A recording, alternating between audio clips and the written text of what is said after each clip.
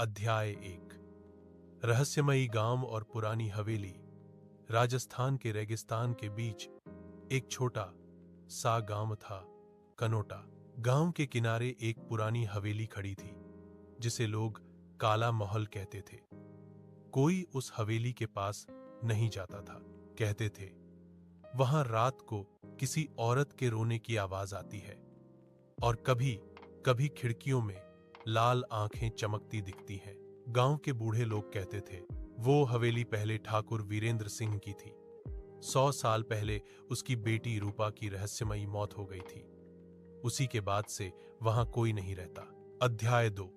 शहर से आए लोग सालों बाद शहर से 4 दोस्त आरव, निखिल, तान्या और प्रिया उस गांव घूमने आए। आरव ने कहा, क्यों ना हम उस हवेली को देखें? लोगों की बातें झूठी होती हैं। गांव वालों ने मना किया, बाबू वहां मत जाना, वहां जो गया लौटकर नहीं आया। पर युवाओं को डर कहां लगता है। रात को टॉर्च लेकर वे चारों हवेली की ओर चल पड़े। अध्याय 3। हवेली का दरवाजा। हवेली के बड़े लोहे के गेट को धक्का दिया तो चूं चूच की आवाज आई। अंदर अंधेरा, जाले और सन्नाटा था। हवा में सड़न और पुराने फूलों की गंध थी।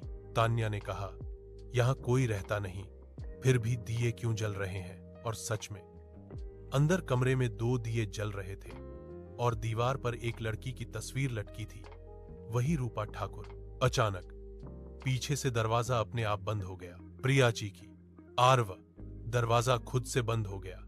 दियों की लौ एक साथ बुझ गई। अध्याय 4। अंधेरे में आवाजें। अंधेरे में किसी के कदमों की आवाज आई। टक टक टक टक टक। किसी ने धीरे से कहा, मेरे कमरे में कौन आया है? सबके रोंगटे खड़े हो गए। निखिल ने टॉर्च जलाई सामने।